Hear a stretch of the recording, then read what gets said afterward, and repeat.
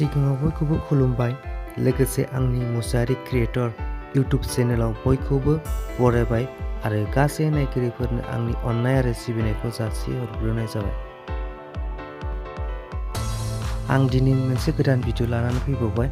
बे भिडिअआनो जाबाय आधार कार्डखौ मबाइलजों माबोरै डाउनलड खालामो। माब्लाबा समाव जों आधार कार्डखौ बहाबा दोनसोमनानै लायो एबा माब्लाबा समाव गोमायोबा आधार कार्डआ जों मबाइलजों माबोरै डाउनलड खालामो बेखौनो दिनै जों सोलोंनानै लागोन। बिदिबा नायलांसै भिडिअखौ। सिगाङाव क्रोम ब्राउजारखौ खुलिनानै लाबाय, बिनि उनाव डेस्कटप साइटखौ इनेबल खालामबाय, बिनि उनाव सार्च खालामबाय UIDAI।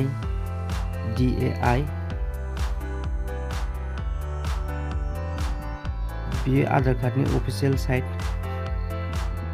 सार्च खालामबाय।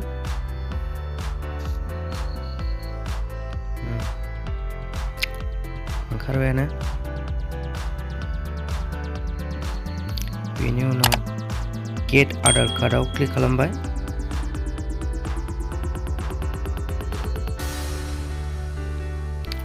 Download Aadhaar card.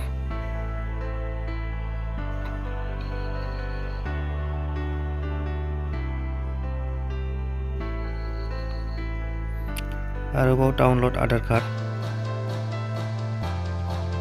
नै ओंखारबाय।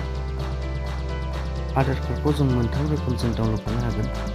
Aadhaar card नम्बरजोंबो, एनरलमेन्ट आइडिजोंबो, virtual आइडिजोंबो। आधार कार्डआ 12 डिजिटनि जाखायो, बेखौ बयबो मिथिखायो। एनरलमेन्ट आइडिया 28 डिजिटनि जायो मोनसे। बे एनरलमेन्ट आइडिया जाय मानसिया फार्स्ट आधार कार्ड खालामो बेहा मोनसे रिसिप्ट मोनो। बे रिसिप्टआव थायो 28 डिजिटनि, बेजों बानायनो हायो। भार्चुवेल आइडिया 16 डिजिटनि, बेजोंबो डाउनलड खालामनो हायो। आं दिनै आधार नाम्बारजों डाउनलड खालामनानै देखायगोन, मानोना आंना आधार कार्डआ जाखाबाय। आं जास्ट देखायनो थाखायल'सो डाउनलड खालामगोन। आं आधार कार्डखौ फिलआप खालामबाय।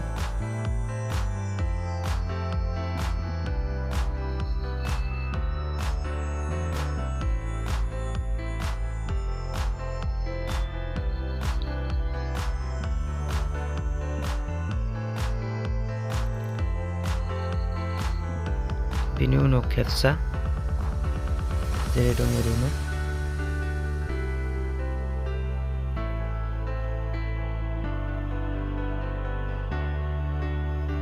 उनाव OTP फैगोन नोंनि मबाइलाव, आधार कार्ड लिंक थानाय मबाइलाव। बेबायदिनो आंनाबो।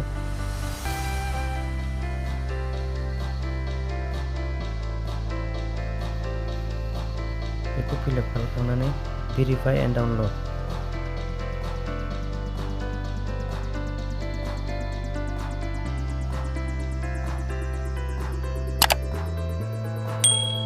डाउनलड जाबायबो।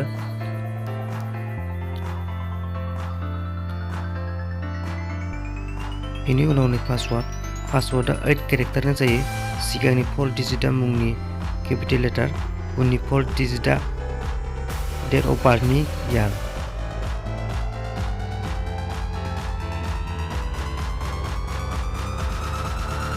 बावनो लिरनाय दंखायो नै, सिगांनि 4 डिजिटआ मुंनि, बेनि उनाव उननि 4 डिजिटआ बार्थ यार।